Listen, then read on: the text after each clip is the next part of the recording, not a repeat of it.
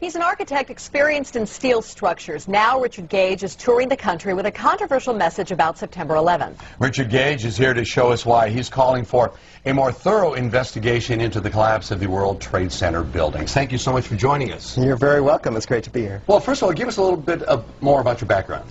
Well, I'm an architect of 20 years, a member of the American Institute of Architects, and have been studying steel-framed, fireproof buildings for about that long. We ask that for clarification because as we get into this, we want people to make sure that you're not just somebody with a wacky idea. Right. Okay? You come with some science to you. What is the official reason for the collapse of the World Trade Center towers? Well, we're told that the planes hit the buildings and there was an explosion and a fire, and about an hour and a half later, in the case of the North Tower, the buildings collapsed due to structural weakening due to the fires. The problem is that we don't have large gradual deformations associated with collapses, and fires in high-rises have never brought down a steel frame high-rise building at all, ever. And what we have, unfortunately, is the evidence in the Twin Towers and the third skyscraper to collapse that day, which most people don't know anything about it. We have the evidence of the 10 key features of controlled demolition. In the case of Building 7, it collapses straight down into its own footprint at free fall speed in the first 100 feet. It's dropping, as you can see, symmetrically, smoothly, at free fall speed in the first 100 feet, 2.5 seconds. This is uncanny. There's 40,000 tons of structural steel designed to resist this collapse. Is it, what, a 47-story building? Yeah, this is called Building 7, right a football field away from the Twin Towers. Okay, so what we're showing is left what happened. In fact, right is a controlled where you are using, or the people who made this happen, used demolition. Indeed, and it's a direct comparison. And you can see that, indeed, almost free fall speed, free fall acceleration through 40,000 tons of structural steel. That is uncanny. So we have 700 architects and engineers demanding a new investigation as a result of this evidence and the evidence in the World Trade Center that is very explosive. Almost every architect and engineer we show this information to agrees with us that these are controlled demolitions. If we can get them to look at the information, because obviously the implications of a controlled demolition are dark for our country, because that means somebody besides Al-Qaeda was involved, because these have to be easily 3 of the most highly secure buildings outside the Pentagon. Now, if that was a controlled demolition, would there not be any evidence at the ground level of explosives within the building itself, that's the debris that's left? Indeed, and what we find down there is pools of molten iron. What does that mean? Several tons. Exactly. What is that doing there? The first responders see it, the structural engineers see it. It's documented by FEMA, the melting of steel.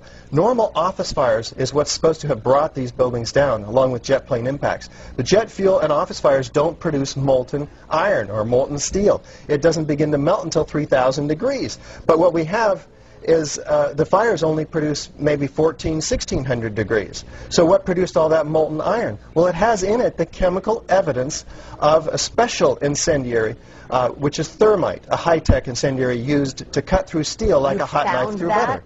Indeed, in all of the dust throughout lower Manhattan, we have a 4 to 6 inch thick layer of this dust, and throughout it we have evidence of tiny spheres, billions of them, several tons of previously molten iron. Well, how does that happen? If you have molten iron, the byproduct of thermite is molten iron, and it's dispersed throughout all of this dust. Now, you were allowed to go in and get samples and examine it? Oh, there's plenty of dust. A lot of people have this dust, and 4 of these samples have been sent to physicist Stephen Jones, formerly of Brigham Young University. And they find in it not only these spheres, which others have found too, USGS, R.J. Lee, doing toxicological studies. These spheres have iron, aluminum, fluorine, manganese, very unusual elements associated only with thermite. And there's small chips of unignited thermite as well. This is very high-tech thermite, nanothermite. It's not found in a cave in Afghanistan. It's produced in very sophisticated Defense Department contracting laboratories. Okay, well, we have an enemy here. That the finger has been pointed to, that it was the work of Al-Qaeda. This was the work of Osama bin Laden, at least to get the planes all going into the buildings and into the field in Pennsylvania and into the Pentagon. Is there no way that they then could still be the enemy that placed those in the buildings first and then did the incendiary device via a plane second? Right. Well, what you have to ask is who had access to the buildings? Did Al-Qaeda have access to these highly secure buildings? Probably not. Did they have access to sophisticated nanothermite, where the particles are 1,000 times smaller than a human hair? Probably not. Somebody else has to be investigated, and that's why we have 700 architects and engineers demanding a real investigation. We don't have the whole theory as to how this happened, who did it, why. We just lay out the facts like we did last night in the Veterans Memorial Auditorium, and we demand a real investigation, and they'll find out who, why, how, etc. Okay. Then let me ask you, I'm person X. I want to place something in one of those buildings.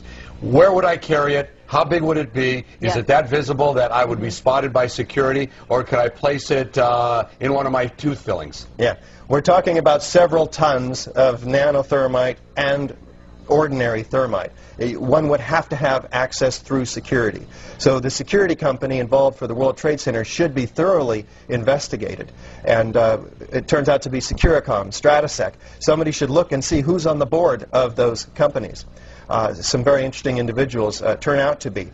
In addition, one would have to have the cover of, say, an elevator modernization, which was, in fact, going on 9 months prior to 9/11, so that there were workers throughout the World Trade Center and had access to the hoistway, which is immediately adjacent to the core columns and beams in the building. You're not trying to freak out the country, but you can't help but feel a little freaked out by this. Yeah, you're getting it.